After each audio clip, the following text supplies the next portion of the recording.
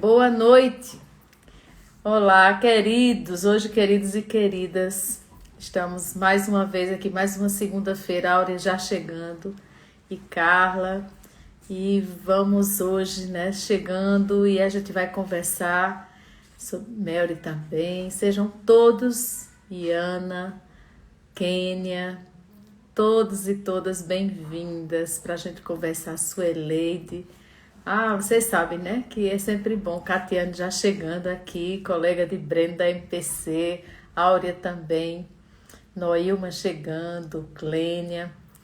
E a gente vai falar hoje sobre ansiedade, a gente vai falar hoje, Breno já chegou também. E aí, queridos, a gente vai conversar porque nós estamos concluindo o mês de setembro, e a gente tem uma questão de saúde pública hoje, que é a questão da saúde mental, mais especialmente a depressão, o suicídio, que são temas difíceis de abordar e às vezes a gente até foge de falar do que é chato, do que é pesado, mas é necessário porque nós não somos do mundo, mas estamos no mundo, e como estamos no mundo, estamos sujeitos. E nós vamos ver aqui, começando, daqui a pouco eu vou chamar Breno para ele pedir novamente o acesso, para ele conversar comigo hoje sobre saúde mental, sobre toda essa luta que nós travamos nesse mundo. E fechar o Setembro Amarelo na nossa devocional também pensando nisso, porque Deus se importou com todas as áreas da nossa vida. E lá no Salmo 34, nós vamos observar aqui do 17 ao 20. Os justos clamam e o Senhor os ouve e os livra de todas as suas angústias. Perto está o Senhor dos que têm o coração quebrantado e salva os contritos de espírito. Muitas são as aflições do justo, mas o Senhor o livra de todas. Então, a gente vai observar aqui que os justos, aqueles que são lavados e remidos pelo sangue de Cristo, que creem nele como Senhor e como Salvador, eles clamam. Se nós clamamos, se os justos clamam, é porque nós passamos nesse mundo por lutas, por investidas, por algumas questões de ordem emocional.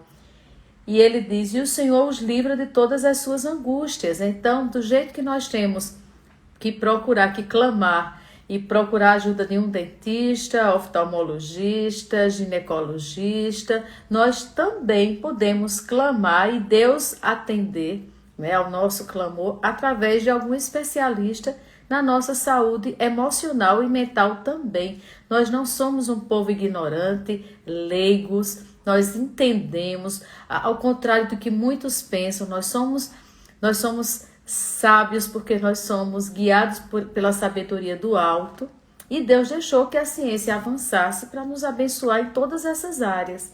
Ele se importa, como aqui no 18 diz, perto está o Senhor dos que têm o coração quebrantado e salva os contritos de espírito. Contritos de espírito está relacionado às nossas lutas emocionais. O espírito é onde está o campo das emoções, e da nossa fé também. Muitas são as aflições do justo. Dentro desse contexto, ele está falando de angústia, ele está falando aqui de contrição, ele está falando de aflição. Mas o mais importante é que ele diz, mas o Senhor o livra de todas. Até porque a nossa perspectiva, a gente tem estudado muito isso, não está aqui nessa terra, Nossa perspectiva está além daqui. E no 33 ele diz, regozijai-vos no Senhor, vós justos, pois aos retos convém o louvor. Então nós sabemos que o louvor liberta, que o louvor nos anima, regozijai-vos quer dizer alegrai-vos no Senhor, mas enquanto estamos nesse mundo nós temos sim dias difíceis e pode atingir qualquer faixa etária.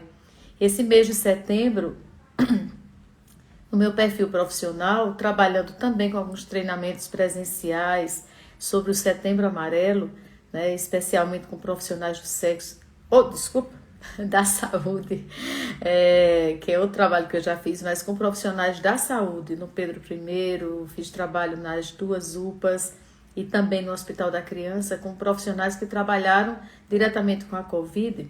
Nesse mês de setembro, eu vi a necessidade de também cuidar de nós, porque nós estamos também sofrendo uma grande avalanche que afeta nosso emocional, mas perto está o Senhor.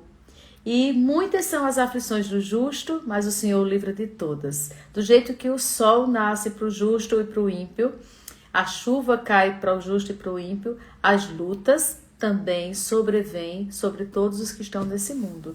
E especialmente nós temos vivido, né, um setembro amarelo atípico, porque muita gente sofrendo até mais. Quem sofria de ansiedade está sofrendo ainda mais. Quem tem lutas com a depressão, ainda mais. E a gente vai estar falando sobre isso. E quem sugeriu até esse convite para Breno estar conosco hoje foi Lúcia, que está aqui na nossa devocional. Lúcia sugeriu porque ela mostrou um vídeo que Breno falava da sua luta com a depressão aos 14 anos. Como assim, né? Alguém aos 14 anos enfrentar uma depressão. E nós vemos que muitas são as aflições do justo, mas o Senhor livra de todas. E Breno hoje é missionário da MPC, trabalha com a escola, aquilo que tanto ele enfrentou na sua adolescência, no começo da sua juventude, que eram lutas na escola. Hoje ele trabalha diretamente como capelão de escolas, dá palestras no Brasil e fora do Brasil pela MPC, participa de vários acampamentos com jovens, é muito querido da nossa igreja, né? Então é uma pessoa que cantou no meu casamento. Ó, Breno, tô te entregando. Mas eu não chamaria alguém aqui que eu não conheça bem a dedicação que tem ao Senhor, tá? Como a gente chamou Itiel e tá chamando Breno Brilhante hoje. Como ele diz, o primeiro BBB, né? Breno Brilhante, e eu não sei qual é o outro sobrenome, mas eu quero agora que Breno peça novamente o acesso para conversar conosco sobre essas lutas. E eu vou estar falando também, tá? Sobre que transtornos de ansiedade. Eu quero que vocês façam perguntas hoje, eu vou estar lendo. Que transtornos de ansiedade pode sobrevir sobre nós? Nós vamos estar falando o quanto a depressão ela é o primeiro fator de risco, tá? Ela é o primeiro fator de risco para o suicídio, seguido depois dos outros transtornos e do abuso de álcool. Então, a depressão também a gente vai estar falando hoje. E Breno é uma bênção, né, Catiane? Aí em Cabo Verde já foi ministrar. Então, Breno é esse querido que está aqui. Olá, gente! Mas, rapaz, que honra, hein? Que Que honra estar aqui honra! no Devocional entre Amigas e eu sou o amigo. Josi, Seja meu nome do meio é Bezerra, Breno Bezerra Brilhante.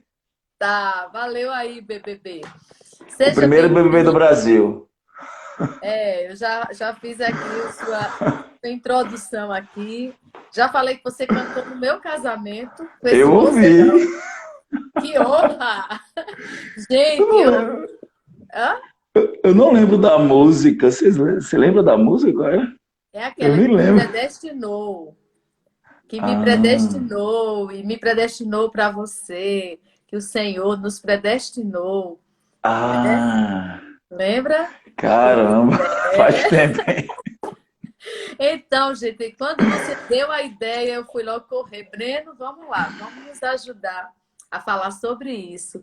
E vamos começar escutando você, Breno. Eu estava falando aqui que nós não somos Ah, do mundo, mas estamos no mundo, estamos sujeitos, e que a é. depressão, ela pode chegar em qualquer faixa etária. Eu vou estar falando um Uhum. pouquinho mais da parte técnica, você da parte espiritual, tá? E a gente falando que nós estamos nesse mundo e pode chegar em qualquer faixa etária, pode ter alguém aqui nos ouvindo e que vai chamando aí os filhos, os netos, marido, para a gente conversar, porque às vezes pode não ser para nós que isso vai nos servir, mas alguém está bem perto de nós e pode parecer até que está tudo muito bem, tem uma depressão que a gente chama hoje de É. atípica, a pessoa sai, a menina se maqueia, vai vai para todo canto, posta foto, e ninguém está vendo o sofrimento só na madrugada que aquele sofrimento vai Uhum. fora, né? E eu queria que você começasse se trazendo, contribuindo conosco. O que é que você nos traz hoje da sua experiência, Breno? Então, você quando estava falando aí no início, né, da transmissão, aí você falou que Lúcia me sugeriu para estar aqui com vocês hoje. Mas, assim, não sei se você sabe, mas a irmã de Lúcia, a Rossana, tem muito nessa história, né, que aconteceu. Então, Sim, o que aconteceu comigo aos 13, aos 14 anos, é o que eu tenho visto que tem acontecido também com muitos jovens hoje. Então, eu tenho percebido que a juventude tem. Existe uma dificuldade muito grande deles se sentirem que pertencem a alguém, pertencem a um grupo. Então, para eles se sentirem que estão assim, pertencendo a alguém, pertencendo a um grupo, eles têm que se sentirem amados, né, queridos. Então, hoje em dia a gente vê que a juventude ela entende que para eu ser querido ou para eu ser amado, eu tenho que ser bonito, eu tenho que ter muitos seguidores no Instagram. Então, existe muitas exigências para que a juventude seja querida. Então, olha só que interessante, eles querem ser pessoas perfeitas para agradar pessoas imperfeitas, não conseguem e fica nessa luta o tempo todo. Então, comigo, com 14 anos, com 13 anos, eu tinha esse sentimento de não pertencer a nada e a ninguém.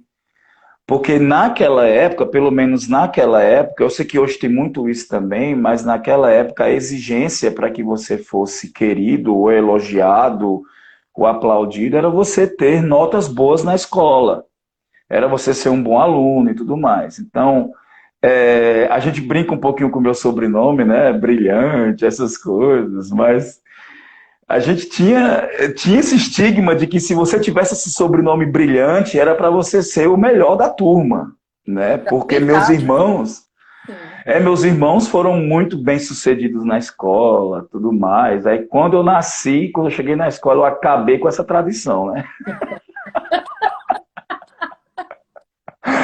Detonei. Pois é, então, Josi, você como psicóloga, você sabe que as pessoas têm. Todo mundo é inteligente, todo mundo é inteligente. Só que existem outras inteligências que têm mais destaques do que, por exemplo, a inteligência matemática ou a inteligência linguística. Então, no modelo de escola que eu estudei, você era inteligente se tirasse nota azul, acima de 7, especialmente nessas disciplinas português, matemática, química, física, biologia, porque daí você seria um bom médico e etc. Só que as minhas inteligências naquela época não eram essas. Ainda hoje, até hoje, minhas inteligências são outras, não é? E que eu não sabia que existia outras inteligências. Ali naquela época eu achava que eu era inteligente apenas se eu tirasse nota azul, a nota, o número, aquele número 7, 8, 9 ou 10 ou 6 ou 5 ou 4 ou um, eles ditavam, era uma ditadura, dizendo assim, você é inteligente por causa disso. Então, por causa das cobranças, das comparações, porque eu não conseguia ser bem sucedido na escola, eu tinha problemas de concentração, eu era um menino agitado, muito criativo, mas a criatividade não era considerada inteligência, porque não tinha nota para isso, não é? Então isso eu comecei a ficar um pouco frustrado, porque eu ficava com eu me cobrava muito que eu queria dar. Eu queria dar orgulho aos meus pais. Eu queria que eles ficassem felizes como meus irmãos fizeram os felizes, né? Assim, com notas altas e tudo mais. Aí, Josi, assim, eu comecei, como eu te falei, aquele sentimento de não pertencimento. Eu nem me sentia alguém que pertencia à escola, nem pertencia à minha família. Eu não gostava de falar nem meu sobrenome, porque eu achava que as pessoas logo comparavam que era coisa de gente muito inteligente. Eu me sentia burro, me sentia incapaz, a autoestima lá embaixo. Tanto que, Josi, assim, Naquela época ali, com os 13, 14 anos, eu resolvi me isolar dentro da minha própria casa, né? Então, engraçado que a gente tinha na casa antiga que a gente morava, a gente tinha uma garagem lá. E daquela garagem eu arrumei um quarto para dormir lá, né? Entendeu? Então, assim, então com isso, assim, mês após mês, eu percebia que eu ficava cada vez mais caladinho, na minha, não gostava de ir para a escola e a gente tinha esse. Eu lembro que naquela época tinha o Walkman, né? Na década de 90, aqueles Walkman que você botava a fita, e eu ficava escutando música, eu não queria falar com ninguém. Então, assim, foi um momento bem difícil. Então, foi naquele momento, Josi, que eu desejei morrer. Eu fiz, olha, eu não pertenço a ninguém, eu não me sinto apropriado, eu não me sinto adequado em ambiente nenhum, nem na escola nem na família, porque você sabe, para a criança e o adolescente, os dois ambientes que são pilares da construção dele é família e escola. Imagina, né? Eu sem,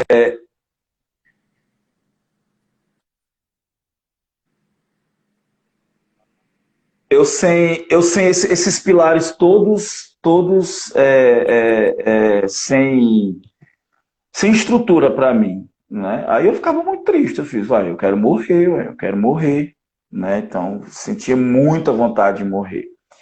E naturalmente, né, mãe se preocupa, pai se preocupa. E mãinha se preocupou demais com isso e ela tentou me ajudar de várias maneiras, até que um dia ela disse assim: o jeito é chamar alguém que conhece a Bíblia para falar com você. Porque ela já tinha feito de tudo. Aí foi quando Virgínia, minha irmã mais velha, jogava vôlei com uma moça que era evangélica e que todo mundo sabia que ela conhecia a Bíblia, que é Rossana, a irmã de Lúcia. Aí a minha irmã falou, Rossana conhece a Bíblia. Aí ela, a mãe chamou e ela foi no meu quarto, conversou comigo e o mais legal de tudo é que ela não conhecia a minha história, mas ela leu o Salmo 139 para mim. E o Salmo 139 fala justamente disso, especialmente nos versículos 13 e 14, que quando o salmista Davi diz assim: Senhor, eu te louvo porque o Senhor me formou, o Senhor me criou de uma maneira especial e admirável. Aí aquilo foi muito forte, Josi, porque tipo, como assim? Eu, burro, Eu, que não tiro nota alta, só tiro nota vermelha, não dou orgulho aos meus pais, Deus me criou de forma especial e admirável. Então aquilo ali foi muito poderoso, porque eu chorei muito e eu entendi que eu sou uma criação de Deus e que tem alguma coisa admirável em mim, tem alguma coisa bonita em mim, tem alguma coisa especial em mim, entendeu? Aí, Josi, depois desse momento com Rossana, ela orou por mim e eu comecei a conhecer a igreja e isso para mim é fantástico. Porque foi na igreja que eu entendi as minhas outras inteligências. Entendeu? Tocar violão, cantar, falar em público. Isso eram inteligências também, são inteligências hoje. Então foi interessante que, assim, quando você colocou o título da nossa live hoje, né, que Deus cuida das nossas emoções, é porque eu vi nitidamente que o próprio Deus, ele tomou a iniciativa de se aproximar de mim, porque ele se importou com os meus sentimentos, com o que eu estava achando de mim, Josi, que eu era burro, que eu não valia nada, entendeu? Ele se importou, sabe? Ele fez assim, eu vou tomar a iniciativa e vou me aproximar de Breno, porque ele não sabe a resposta. Aí ele usa uma pessoa, sabe? Usa minha mãe, usa a Rossana, vai lá em casa, usa a palavra dele, como você leu aí no Salmo, usa a palavra dele olha só que legal, e me conecta à família dele, às pessoas, né? Assim, Então, eu sempre carrego comigo que Deus ele cuida da gente através de um PPP. E eu gosto muito de fazer essas coisas assim, meio didáticas, para a gente sempre memorizar, né? Então, lembrem aí, PPP. O primeiro P é presença dele, é a primeira coisa. Ele chega, é ele que vem, sabe? É a presença do próprio Deus, que hoje a gente sabe que é o Espírito Santo. O outro P é a palavra. A palavra de Deus, a Bíblia, é um jeito que Deus tem de cuidar da gente. Né? E a terceira coisa, pessoas. Porque, Josi, eu tenho aprendido que Deus gosta de se manifestar através de gente. Porque eu não consigo ver Deus. E eu não consigo tocar em Deus. Mas eu percebo Deus em pessoas. Sabe? Então, esse PPP, para mim, é a estratégia de Deus de cuidar da gente. Sabe? A sua presença, porque ele sai do lugar dele mesmo para ele vir ficar perto da gente. Né? A sua palavra e pessoas. Né? Então, depois disso, né, 14, 15 anos, me envolvi na igreja e tal, e eu, sabe de uma coisa, eu quero que todo jovem adolescente descubra o que eu descobri. Aí eu comecei, né, a minha odisseia de ir nas escolas, trabalhar com MPC, liderar jovens, e é o que eu faço até hoje, né, com muita alegria. É essa um pouco da minha história e estou aberto a perguntas. Vamos lá, o pessoal pode fazer perguntas que eu já peguei papel aqui. Mas eu queria pontuar algumas questões aqui que você tocou. Deus nos dá múltiplas inteligências, porque aqui na nossa Uhum, vai ter muita gente que não tem essa faixa etária, 13, 14 anos, né? E os filhos já estão crescidos. Mas, independente da nossa idade, né, Breno? Deus nos deu múltiplas inteligências, como a que você uhum, que é socioemocional, inteligência de interagir, essa inteligência de comunicar-se. Para isso não tinha nota, né, na não escola, tinha, não né? tinha. Mas hoje a gente vai ver quanto Deus usa sua inteligência. Breno, as meninas estão aqui no devocional, a gente tem lido um livro que fala, Martinho Lutero fala uma coisa bacana nesse livro para nós, que Deus Ah, se esconde por trás da nossa vocação. A nossa é vocação verdade. é a máscara de Deus. Uhum, Aí você falou exatamente essa questão de gente, do PPP, né? Presença de Deus, palavra de Deus e pessoas. E a gente precisa, né? Deus se manifesta através de gente, foi o que você disse. Para que a gente faça a obra de Deus, para que a gente use a máscara de Deus, que ele se esconda por trás da nossa vocação, a gente tem que ser gente, entender de é, gente e gostar de gente, é verdade. né? Então, primeiro eu Uhum, tenho que ser gente, eu tenho que entender que eu também sou frágil, que eu também posso ser acometida a qualquer momento de qualquer tipo de investida nesse mundo, que quem está em pé cuide para que não caia. A gente precisa ser gente para que a gente possa lidar com gente. E outra coisa que você falou importante aqui para nós é o ah, papel da mãe. Muitas que estão aqui são mães, ou já são avós. É o papel da mãe, como Dona Nancy, está atenta, uhum, né? O papel da mãe de observar que os filhos são diferentes, têm necessidades diferentes, é, né?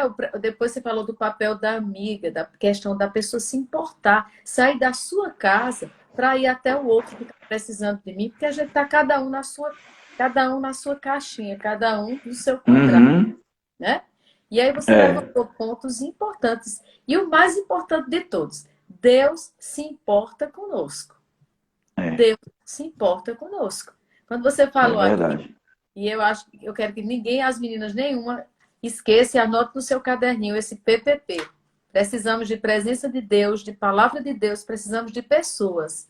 Mas se a gente quer pessoas, a gente tem que ser pessoa. Você quer É gente do verdade. lado? Tem que ser gente.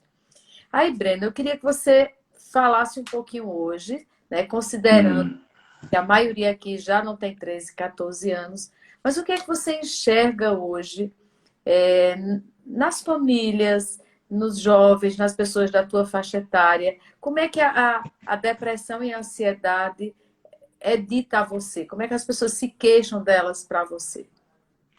Então, como eu trabalho muito com juventude, o que eu converso muito com eles, o que a gente mais escuta deles, é que, na verdade, o que a gente mais percebe deles é que eles precisam ser ouvidos. É uma coisa muito interessante.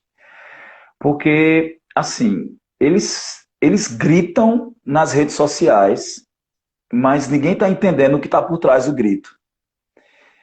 Quando eles colocam, por incrível que pareça, Josi, você sabia que quando um jovem coloca uma foto sensual, com pouca roupa, ele está gritando, sabe o quê? Me amem, por favor. Prestem atenção em mim, por favor. Me Me curtam. admirem.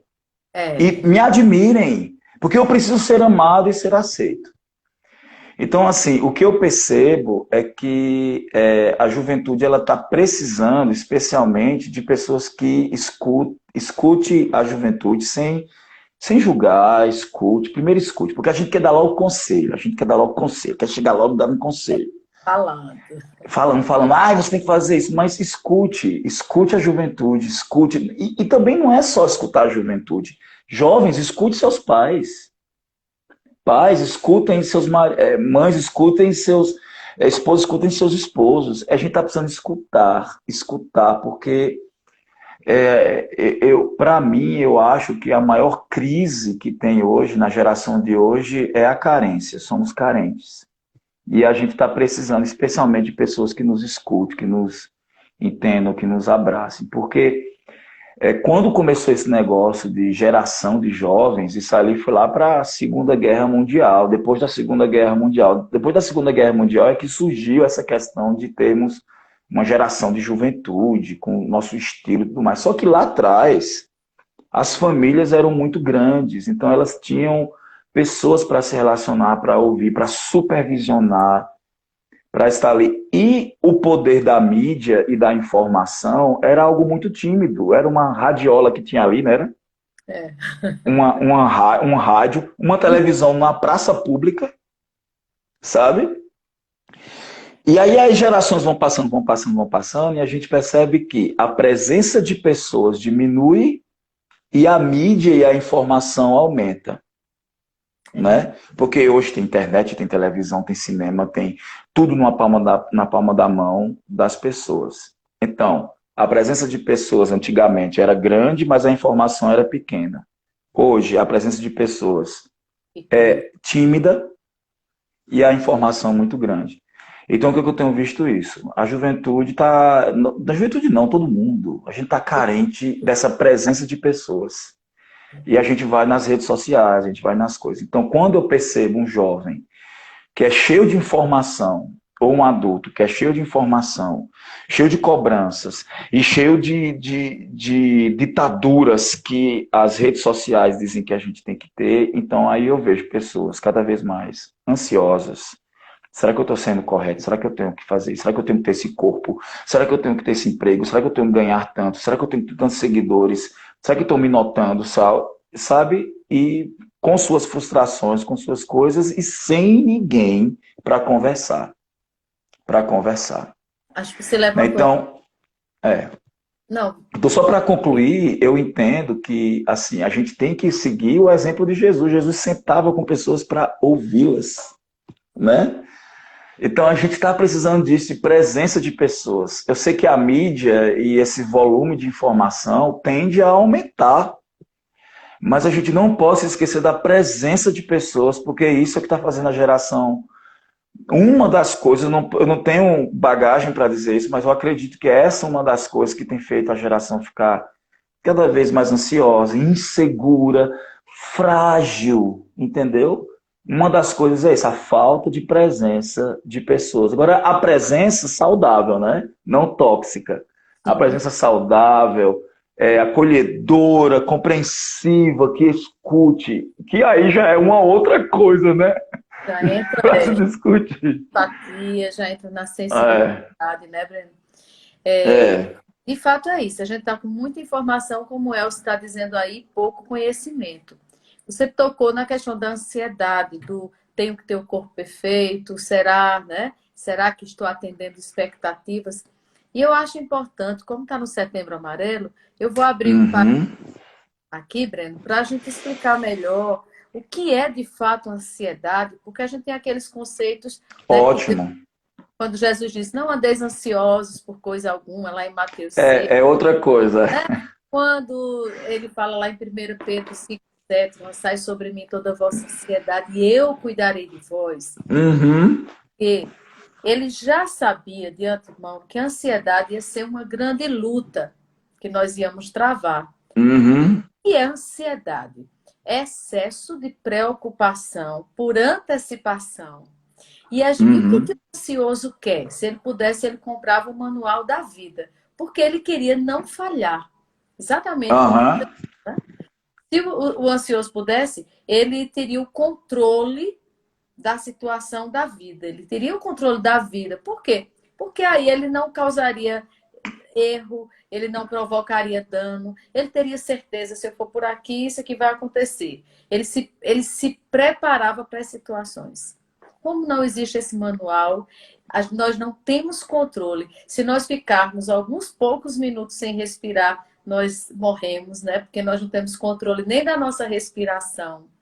E quando a gente vai entender isso, muitos já sofreram muito. Porque a ansiedade nos faz tudo isso. Sofrer por antecipação, querer tudo sob É. controle, se exigir muito, gera em nós um perfeccionismo e nós tiramos os olhos de Cristo. E aí nós afundamos.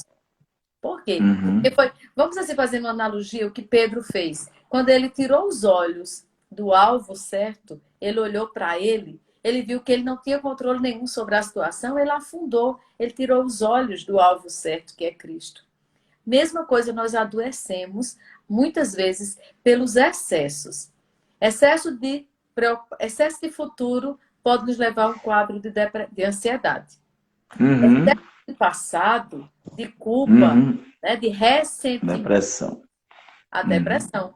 E o excesso de presente, de nos cobrar demais, de uma agenda muito lotada, de fazer muita coisa ao mesmo tempo, ao estresse. E Estresse. esse mês de setembro, né, que a gente para falar do setembro amarelo, que não deve se reduzir ao mês de setembro, a depressão, por exemplo. Muitas vezes a gente tem uma modalidade nova hoje que a gente chama de depressão ansiogênica.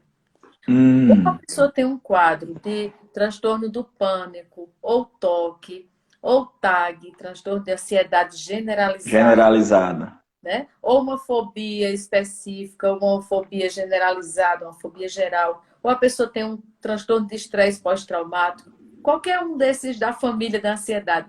E você sofre Hum. tanto porque você não consegue sair daqueles sintomas, você desenvolve sintomas de depressão, a depressão ansiogênica. Ou a pessoa tem uma Ah. depressão tão forte, tão angustiante, que lhe limita, né, afeta. Eu vou só fazer esse parênteses. A depressão pode alterar nosso humor, sono, nosso estado de ânimo, ela afeta apetite, libido, ela sai afetando nossas relações com o outro, ela afeta a nossa vida de um modo até a gente sentir apatia, desinteresse, perda de sentido no que a gente fazia, anedonia, que é a ausência de alegria, de prazer. Então ela chega Uhum. alterando inclusive os nossos pensamentos, e aí você fica ansioso porque você quer sair da depressão. Ou seja, Uhum. é muito comum hoje a gente ver a modalidade de depressão ansiogênica, sintomas de ansiedade com depressão. Quando a gente falava assim, Interessante.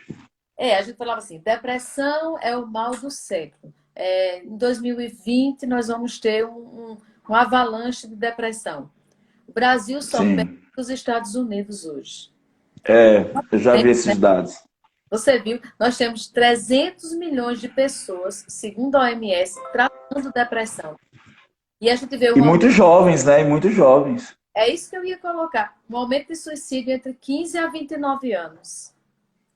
Ou seja, a gente precisa parar e pensar sobre isso, porque isso está acontecendo, 2020 já chegou, a gente está chegando em 2021, né, Breno?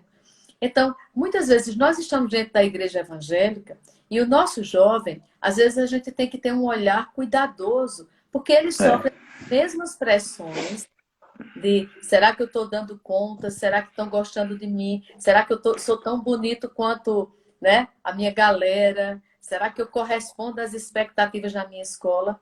E essa colocação que você fez, eu queria fechar agora esse parêntese, que pode jogar por excesso ou de futuro, Uhum. ou de passado, ou de presente, num desses três ladrões da nossa alegria, ou o estresse, ou a ansiedade, ou a depressão, Ou os três juntos, ou os três que juntos, acontece. né? Como eu falava aqui, a depressão ansiogênica, você vai ter sintomas em comorbidade dos dois. É, E isso você provoca falou isso aí. estresse, né? Então, eu queria que o Uhum. pessoal que vai entrando aí, também, se tiver alguma dúvida, nós somos um povo inteligente, né? Nós somos um povo que tem a sabedoria que Deus nos Uhum. deu. Façam perguntas. E eu queria que você comentasse, Breno, o quanto essa mídia, essas expectativas, não tem afetado só o jovem, tem afetado a mulher no padrão da ditadura da beleza, o homem É, que tem que ser produtivo, cada pessoa tem que produzir. Em tal fase você tem que fazer isso, você de tal idade você já tem que ter isso, né? Isso é uma pressão muito externa que repercute internamente. é. Uma das coisas mais libertadoras em relação a isso é você realmente. É uma coisa que a gente sempre escuta, mas a gente às vezes não pratica. É voltar para o Criador. Porque a gente já. Você já percebeu que eu era, como eu falei para você, né? A gente. Nós éramos. Nós somos jovens, somos pessoas imperfeitas, querendo agradar pessoas imperfeitas. Nós queremos ser perfeitos, olha só. Nós queremos ser perfeitos para agradar uma sociedade imperfeita. E a gente nunca consegue. A gente quer ter aquele emprego, aquele salário, aquele físico, aquela namorada, aquele relacionamento, aquele carro. E a gente, para agradar pessoas imperfeitas. E isso vai ficando um vazio, vai ficando uma coisa, uma falta de propósito na vida, sabe? Então, aí, já para pensar que a gente poderia voltar para o Criador e perguntar para o Criador, o Senhor me criou para quê? Por Sim, que o Senhor me criou? Porque isso é tão libertador, porque a gente vai perceber que é real quando Jesus disse assim: o meu fardo é leve. O que as pessoas exigem de vocês é muito pesado. O que o mundo exige de vocês é muito pesado. E outra coisa, o mundo passa, vai virar pó. Então a gente está querendo agradar, a gente está querendo ser perfeito, com cargas pesadíssimas de cobrança, para agradar uma sociedade imperfeita e passageira. e passageira. Aí o que acontece? Aí vamos voltar para o Criador. Agora a gente entende também porque o sábio já dizia, né, Salomão? Ó, lembra do teu Criador enquanto você é jovem. Quer dizer, volte para aquele que te criou para você saber qual é a razão da sua existência. E você vai ver que é leve. É leve. Não é essa cobrança ditatorial que a gente vê hoje. É leve, sabe? Porque vai chegar, e Salomão ainda completa, porque vai chegar momentos em que você vai dizer assim, os dias são maus, porque você passou a juventude todinha querendo ser perfeito para pessoas imperfeitas. E a gente vai andando em círculo, né? Correndo atrás de um. Olha, olha o desgaste e o estresse de você querer ser perfeito para pessoas imperfeitas, sociedade imperfeita e passageira. Aí volte para o Criador. É por isso que é legal o texto que Rossana leu para mim, o Salmo 139, porque fala disso, olha, o Senhor te criou, né? O Senhor me criou de forma admirável e especial. E o mais legal de tudo é que o Salmo termina com Davi dizendo assim: Deus, vê se há em mim algum caminho mau e guia-me para o caminho eterno. Josi, olha só, o caminho mal é essa cobrança que a gente tem desse mundo imperfeito e passageiro. E o caminho de Deus, ele é muito mais do que um caminho bom, é um caminho eterno. Olha só que legal. Então, voltar para o Criador, isso é uma coisa maravilhosa. Sabe, a gente vê o propósito de Cristo quando ele veio, é para que ele torne a gente naquela pessoa que ele sempre sonhou que fôssemos. Sabe assim, não é para você ter aquilo que você acha que o mundo está exigindo, porque o mundo diz para você, a sociedade, o século diz para você, me coloque em primeiro lugar e você será bem-sucedido. Então, tudo isso que a gente vê diz isso. Mas essa sociedade tem um ponto fraco, ela é passageira. Enquanto Jesus disse assim, olha, faça a minha vontade, como João escreveu, aquele que faz a vontade de Deus permanecerá para sempre. Então a gente tem que voltar para o Criador. A gente tem que chegar para ele e dizer, Senhor, estão me exigindo que eu tenha tal coisa, tal emprego, tal... Mas eu quero saber o que é que o Senhor quer. Sabe? O que é que o Senhor quer? Porque em Romanos já está escrito, a vontade dele é boa, perfeita e agradável. Sabe? O que é que o Senhor quer? É uma atitude muito simples, porque o PPP já foi feito, a presença dele, ele já veio, a palavra dele está aqui, as pessoas estão aqui. Agora, a minha parte é essa. Deus, e o que é eu? O que é que o Senhor quer que eu faça? Eu nasci para quê? Me mostra. A gente pode até acrescentar aqui, né? PPPP. A presença, a palavra, pessoas e a parte. Qual é a minha parte agora? Porque, né? Pois é, ótimo. O 4P. Né? Qual é a parte que Deus nos pede? Deus nos pede exatamente que a gente possa voltar os olhos para Cristo. De onde me virá o socorro? O meu socorro vem do Senhor, que fez os céus e a terra. Né, Breno? E o que está adoecendo, e a gente vê muito isso hoje, o que está nos adoecendo é não saber dizer não. Porque muitas vezes a gente quer dizer não, é outra exigência. A gente quer dizer não para todo mundo, né? E a gente esquece do que Tiago diz. Ou hei de agradar homens, ou hei de agradar a Deus. Se eu viver para agradar homens, certamente eu posso errar o alvo. Outra tensão da sociedade hoje é correr buscando a felicidade. Tem até um psicólogo, Viktor Frankl, que ele fala na logoterapia, ele fala que quanto mais nós buscamos a felicidade neuroticamente, mais erramos o alvo. Porque ele diz que olha que interessante. ele diz que essa perseguição de ser feliz, ele diz que a felicidade é um efeito colateral de uma vocação. De viver por uma missão. Viver pelo para que viver. É tanto que a teoria dele, chamada logoterapia, quer dizer, terapia a partir de um sentido. Logo, sentido, terapia, cura. Nós encontramos muitas vezes a cura para a depressão, para a ansiedade, para o estresse, quando a gente encontra um para que viver.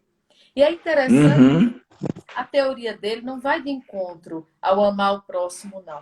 Ele dizia assim, que a autotranscendência, uma frase de Viktor Frankl, ele diz que a autotranscendência é a capacidade do ser humano apontar para além de si mesmo, em direção a uma causa, alguém a quem amar ou um trabalho a realizar.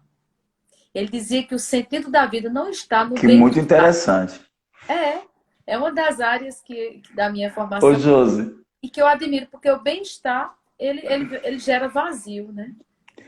E eu tenho meio que um lema de viver, né? Assim, eu costumo dizer assim que realizado ou feliz não é o homem rico, não é o homem famoso e não é o homem bonito. Feliz e realizado é o homem que é aquilo que ele nasceu para ser. E isso você só encontra naquele que ele criou. Não é? Tem o seu manual. E aquilo que eu falei para vocês antes, né? Que tipo, eu quero ser perfeito para agradar pessoas imperfeitas, aí tudo na minha mente foi transformado quando eu entendi que o perfeito, que é Deus, se importa com o imperfeito que sou eu. Não é? E dessa maneira a gente entende que esse amor incondicional, quando Jesus viu o pior de mim e ainda me quis, quando eu entendo esse amor incondicional, aí eu me derramo aos pés dele e eu pergunto para ele, Deus, então, o Senhor me criou, para qual propósito, né? Então, é voltar para o Criador, né, Josi? E esse sentido da vida, quando ele diz assim, para que nós fomos criados? Para o louvor da sua glória. Exato. Né?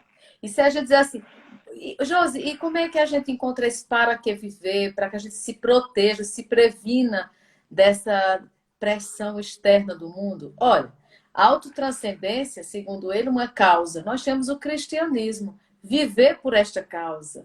Alguém a quem amar é uma decisão, é uma escolha. Eu decido amar, eu escolho amar, eu me esforço por alguém. Se importar genuinamente com alguém, ser gente, né? E depois, um trabalho a realizar, a gente tem lido muito no livro que estamos concluindo, a mulher cristã e bem-sucedida. Tudo que a gente fizer dentro da nossa casa ou trabalhando fora da nossa casa, a gente faça esse trabalho para a glória de Deus. Está lá em 1 Coríntios 10, 31. Tudo quanto Uhum. façais, quer comais, quer bebais, ou façais qualquer outra coisa, Quer acessar a internet? vai pesquisar o quê? Faça para a glória de Deus. Ó, Breno, se a gente viver, Breno, para a glória de Deus, pensando tudo que eu for fazer, qual para quê? Para que eu vou estar correndo atrás de seguidores? Para É, que eu trabalho? Para que eu sirva a Deus? Para que me importar com alguém? A gente vai encontrar sentido para viver. É contigo. pois é. Agora, eu gosto muito de entender também, sabe, Josi, Ah. que, assim, Deus é lindo demais, sabe? Porque Meninas, façam ele, perguntas que tem 10 minutos, 11 minutos para concluir. Se alguém tiver alguma dúvida aí.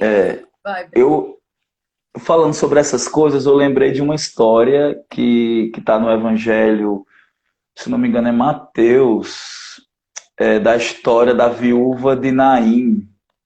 É Sim. no Lucas 7, 11 a 16. Tinha uma viúva que tinha acabado de perder o seu único filho, e Jesus viu aquela cena dela, né, levando o seu filho para fazer o sepultamento, e Jesus viu a mulher chorando. E a Bíblia diz que o Evangelho Lucas conta que Jesus se compadeceu. E compadecer é você sofrer junto, né? Olha que coisa linda, sabe? O nosso Deus Todo-Poderoso, perfeito, ele sofre junto com a gente. Então ele entende a nossa dor. Ele sabe que a morte não era para ser assim. Aí, engraçado nesse texto, interessante, que a mulher não foi atrás de Jesus, não. Foi Jesus que tomou a iniciativa de chegar para a mulher e dizer assim para ela: não chores, não chores. Olha que coisa linda. Jesus tomando a iniciativa de se aproximar, a presença, o primeiro P, né? A presença. Se aproximar e dizer assim: olha, não chores, não chores. E ele vai e ressuscita a criança, né? O menino lá. E isso me mostra justamente isso. A primeira coisa é que ele toma essa iniciativa, a segunda coisa é que ele sente o que a gente sente. Então, quando João diz assim que o Verbo se fez carne, não só foi nessa questão física, não, Josi, foi na questão de dizer assim: Breno, eu sinto o que você sentiu quando você se achava burro ou com a baixa autoestima, sabe? Ele sabe o que cada um de vocês que estão assistindo aí, as mulheres, os rapazes, todo mundo, ele entende a nossa dor. E depois ele ressuscita o menino para dizer assim: eu quero que você seja aquilo que eu criei para você ser, sabe? Então é muito legal esse jeito que Jesus tem de cuidar da gente, sabe? Ele toma a iniciativa, ele sente o que a gente sente e faz com que a gente se torne aquilo que ele sempre sonhou que a gente fosse, né? E, Então, e é interessante isso, Breno, porque algumas vezes a gente pensa assim, ninguém me entende. Alguém pode estar ouvindo aqui, pode estar passando grandes lutas, e você pensa, tudo que a gente falou aqui, né? Ninguém está me uhum, dando como eu queria, ninguém está reconhecendo o que eu estou passando, ninguém está se importando. Mas aí chega Jesus agora, nesse momento, falando aqui, e dizendo: olha, a minha vontade é boa, é perfeita e agradável. Volta para mim. Eu me importo. Assim como eu fui, o mesmo que eu fui com o Breno aos 13, 14 anos, é o mesmo que estou falando agora através desse recurso. Porque sempre, sempre, sempre ele vai estar conosco os confins da terra, ele vai estar conosco. O que nos faz, às vezes, adoecer e sofrer, em qualquer idade, Breno, é quando, às vezes, a gente acha que não vai dar conta, que está só, que alguém não nos reconheceu. Quando a gente bota muita Uhum, expectativa, eu sempre digo até assim, sabe? Quanto maior a expectativa, maior a frustração. Até que uhum, tem colocado muita expectativa em pessoas. uhum. Você tá reforçando muito no imperfeito, É. né? A gente não põe tanta expectativa como a gente deveria colocar no perfeito, né? Então, essa questão que a gente está aqui reforçando, nossa live hoje, gente, nós usamos todos os minutinhos, nós temos exatamente 5 minutos para terminar. E eu queria deixar reforçado isso, né, Breno? Que a gente possa voltar os olhos para ele, porque ele nos Uhum, garantiu que vai estar conosco, que nos aceita do jeito que somos, ele que nos criou. E uma coisa que é importante a gente lembrar é que a vida é dom de Deus. E se é dom de Deus, eu escutei uma vez e achei importante. Se é dom de Deus, ele não faz nada ruim.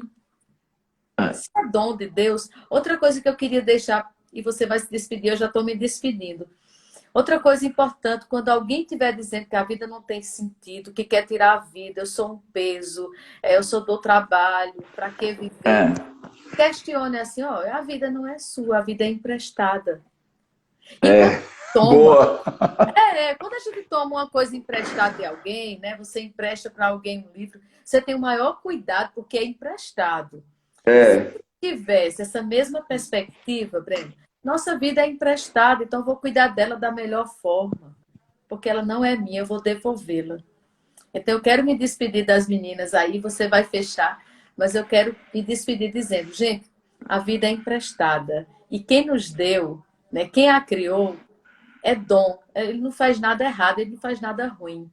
E aí, Breno, se despeça aí da galera. é. Agradeço muito. Eu quero agradecer o convite. Eu quero dizer para vocês que realmente foi muito bom para mim compartilhar toda essa história e tudo isso com vocês. Espero que Deus tenha falado ao coração de vocês. E eu queria terminar com uma frase que eu deixei de falar. Quando eu tinha 13, 14 anos, dizia muito assim para Deus: Deus, me leva, deixa eu morrer. Aí eu mudei. Quando eu encontrei ele, eu disse assim: Deus, faz, cumpre na minha vida o que o Senhor quer. Então, em vez de pedir a Deus a morte, peça para Deus fazer na sua vida o que ele quer fazer. Aí a gente vai ter sentido de viver, né? Verdade, Breno. E isso tudo que a gente disse aqui, gente, nada disso foi por acaso. A gente não marcou essa live assim porque Lúcia deu a ideia. Nós marcamos esse momento porque Deus nos ama tanto que ele se importou com a nossa vida. Então, que a gente possa guardar, que a gente possa buscar mais presença de Deus, palavra de Deus, pessoas de Deus, e que a gente faça a nossa Uhum, parte, porque Ele espera que a gente possa, né, estar nessa vida aqui para fazer diferença na vida de alguém.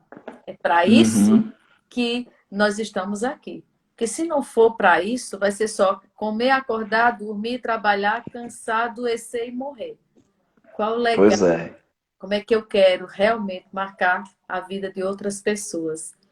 Então, Breno, foi bom demais, foi riquíssimo. Meu celular está quase descarregando, eu vou ter que terminar porque nós temos 2 minutos. Mas eu quero terminar agora orando por você. Tá bom. Deus, nós te agradecemos por essa oportunidade. Todos nós que estamos aqui nesse momento, alcança a nossa vida com graça, com sabedoria. Nos enche, Senhor, da tua presença. Senhor, renova em nós a vontade, a fome e a sede por tua palavra. E que sejamos pessoas que possam ser luz na vida de outras pessoas, para a glória do teu nome. Abençoa a vida especialmente de Breno. Renova esta vida, Senhor, para que ele seja gasto na tua presença. Ele faça grande diferença nesta geração.